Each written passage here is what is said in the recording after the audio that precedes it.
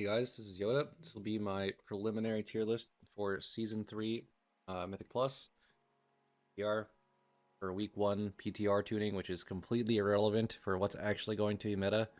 Things go live, but people are, tend to be asking a lot, so here we are. Start with the tanks. So right now, the top two tanks, in my opinion, especially after doing some stress tests, are Prot Warrior and VDH. Prot Warrior has insane amount of healing from Fueled by Violence, as we expected from the patch notes. You basically heal your entire health bar as long as you're fighting like 6+ mobs every single tick. As long as you have your tier set running and you have deep wounds on the mobs, which is not very hard to do. Obviously, you don't have spellbook anymore, so repeated magic busters do kind of hurt a little bit. But as long as you pull with trash, you basically heal your whole health bar again, like every tick, so it's chill. VDH hasn't seen any nerfs. Obviously, you're going to have a little bit lower defensive uptime without the tier set, but so is every tank. And the damage is very good from both VDH and Prot Warrior. They are also both the only tanks that have AoE interrupt, where with actual AoE interrupt and VDH with Silent Sigil, which for some reason counts as an AoE interrupt. That's nice. I've got Brew and Bear one tier below. They basically are the same, similar levels of damage or survivability. I'd say Bear is like just as tanky as the other two, as long as you have a healer with you. Self-sustain's not quite as good as the others, but as long as you have a healer, it's kind of chill as a bear, especially in Incarn. Brew's self-sustain is definitely a lot worse than the other three so far, but the damage is very high, especially if you game your Shadow Pan buff properly. It's going to be very high skill cap to do good damage on Brew. Also, it does have Mystic Touch, and it can survive the keys. It's just that your healer needs to be really good and be able to put globals into you while keeping the rest of the team up, compared to like if they're playing with a VDH, for instance, where they could just ignore him and heal 3 players or 4 players instead. So yeah, if your healer is really good and your team can do the dungeon without AoE silence or AoE interrupt, then Brew could be really good. But again, I just see Brew as like putting that burden, I guess, on the rest of your group so that you can play Brew for fun. I guess that's kind of how I see it. Same as it is on live. So yeah. Other tanks. Blood Decay is basically in a worse spot than it is on live. Unfortunately, with the rework, Blizzard forcefully said Grip is not a raid buff. You will not be getting a raid buff. And on top of that, they said to make you appreciate Grip more, we will be removing Avon Limb, and you're also losing 3% haste from the D&D node. So yeah, that was kind of a hit to Blood Decay. They basically got nothing back. They got like a 25% chance to proc a rune weapon on Reaper's Mark, so LOL. Sorry, on Exterminate, they have 24% chance to proc rune weapon. And they are kind of worse off, in my opinion, than on live. Like, Season 3 Blood Decay does not look as good as Season 2 Blood Decay. It also does a lot less damage than the other tanks, so you basically are at a utility gap, damage gap, raid buff gap, and also survivability gap on top of that. So yeah, not looking good for Blood Decay. Worse than the current live.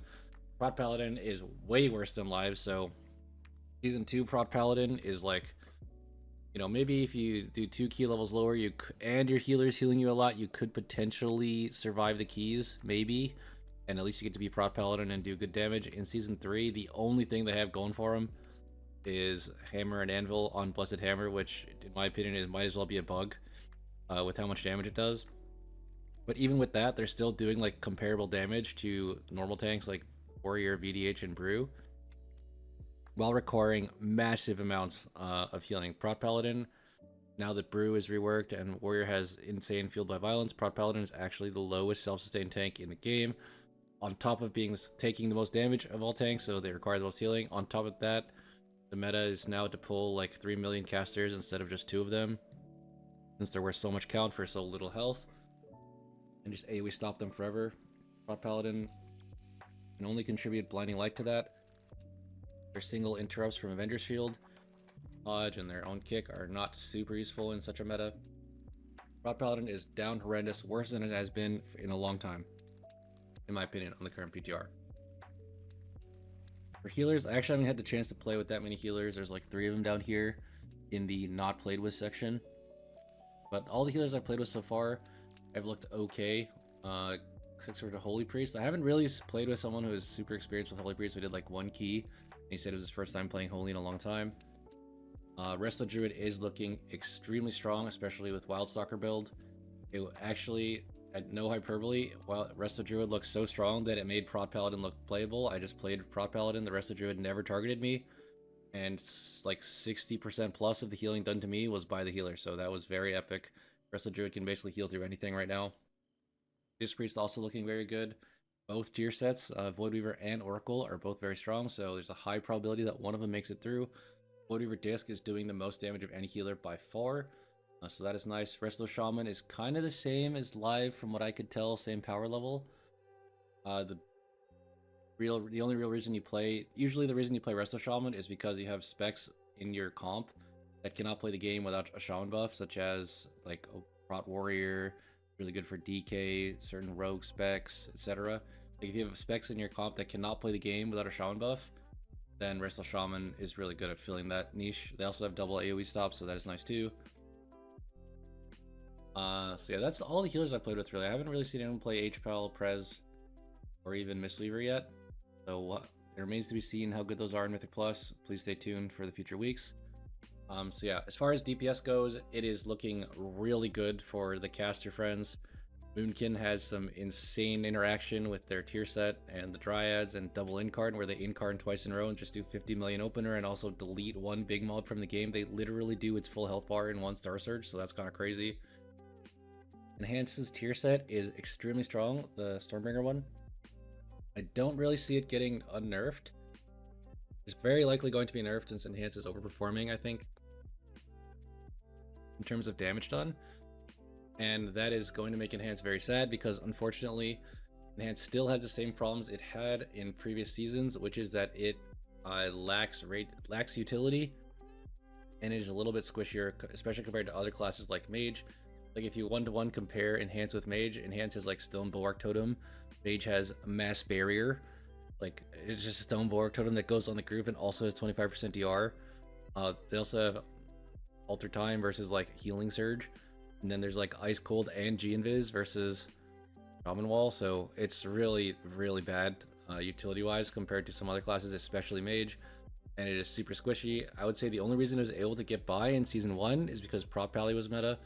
Prot Pally is looking really, really bad going to next season. So if Enhance's damage gets nerfed, I foresee it not being that strong in the meta, but we'll see. Arcane Mage is even stronger than it was in Season 2, which is kind of crazy because it's the best DPS in Season 2. If this does not get nerfed, Mage is going to... You're probably going to play 3 or something. It's just so broken right now. Shadow Priest also had a decent rework. You have 2 Shadow Crashes now. And it also does insane cryo damage. It kind of reminds me of Dragonflight Shadow Priest. It's basically like the same vibe where you're doing insane overall while also funneling on the main target, which scales with target count. So it's like... basically all of the good things that you want from a DPS, Shadow Priest has, and the numbers are also really high. So yeah, we're putting them in the surely getting nerfed tier. Below that, you know, we have like the non-casters and the non-raid buff casters, so Havoc DH looks kind of okay so far. Sinro was looking good, Red Paladin definitely playable.